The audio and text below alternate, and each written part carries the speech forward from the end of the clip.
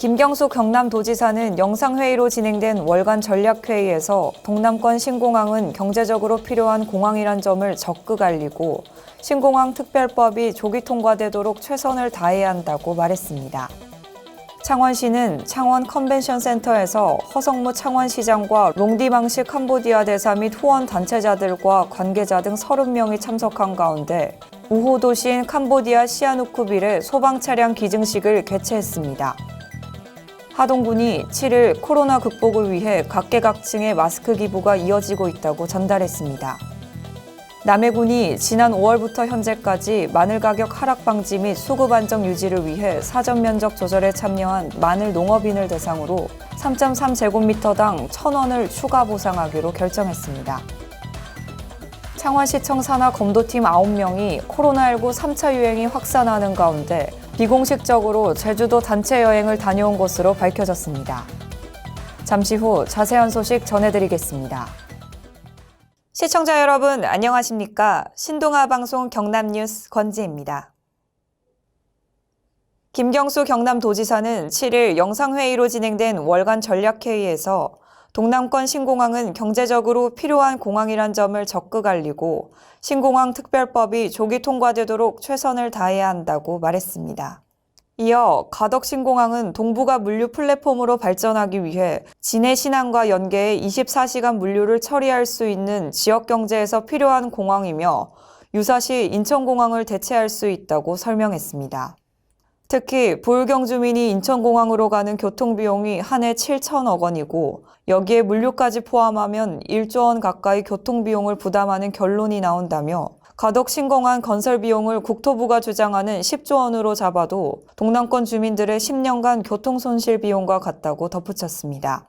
김 지사는 복합물류 시스템을 증가시키고 코로나19 이후 남해안 관광시대를 열어가기 위해 가덕 신공항은 필요하며 추진을 국회와 적극 협력해 신공항 특별법이 조기 통과되도록 노력하자고 강조했습니다. 창원시는 7일 창원 컨벤션센터에서 허성무 창원시장과 롱디망시 캄보디아 대사 및 후원 단체자들과 관계자 등 30명이 참석한 가운데 오도시인 캄보디아 시아누쿠빌의 소방차량 기증식을 개최했습니다. 앞서 지난 9월 한국과 몽골 수교 30주년을 기념해 소여연수가 경과한 소방차량 4대를 무상으로 기증했습니다. 시는 지난 10월 시아누쿠빌주 시장과 서안문 교환을 통해 소여연수 경과 소방 차량을 무상 원조 및 상생 협력을 통해 국제교류 사업을 지속적으로 추진하는 데 합의했습니다. 이어 12월 3대의 소방 차량을 캄보디아 시아누쿠빌주에 운송할 예정이며 코로나가 안정된 후 허성무 창원시장을 비롯한 소방본부 관계자 및 지역 기업인들이 캄보디아 현지에 방문해 수출 상담도 진행할 계획입니다.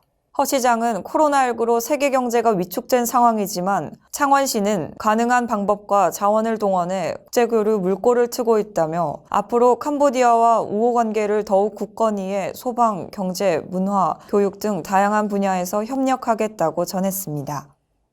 하동군이 7일 코로나 극복을 위해 각계각층의 마스크 기부가 이어지고 있다고 밝혔습니다. 청안면 출신 향후인 김거룡 씨가 내 고향 하동을 항상 응원한다는 메시지와 함께 70만 원 상당의 마스크 2,000장을 전달했고 지난 1일 소비바체 리조트 운영업체 리아타운 대표가 1,250만 원 상당의 마스크 5만 장을, 신풍제약 전무가 1,000만 원 상당의 마스크 1만 장을 기부했습니다. 지난 3일에는 사회적 기업 에코맘의 산골이유식 오천호 대표가 군수집무실을 찾아 2천만 원 상당의 마스크 5만 장을 기탁했고 하동군 공무직 노동조합 대표도 100만 원 상당의 마스크 1,200장을 후원했습니다. 하동군은 따뜻한 기부로 받은 마스크는 지역 저소득층과 사회복지시설 등 감염병 취약계층에 전달해 코로나19 확산 방지를 위해 사용할 예정입니다. 경남 남해군이 지난 5월부터 현재까지 마늘 가격 하락 방지 및 수급 안정 유지를 위해 사전 면적 조절에 참여한 마늘 농업인 대상으로 3.3제곱미터당 1,000원을 추가 보상할 계획입니다. 채소 가격 안정제는 지난해 농협과 농업인의 계약을 통해 가격 상승 시 출하를 권장하고 가격 하락 시 가격차 보전 또는 생육 중 산지 폐기를 골자로 한 농업인의 수급 의무가 부여되는 사업입니다. 또한 긴급가격 안정제는 산지 폐기만 추진하는 사업으로 지난 5월 농림축산부에서 긴급하게 추가 수급 안전 대책을 수립하고 각 시군별 신청을 받아 시행되고 있습니다.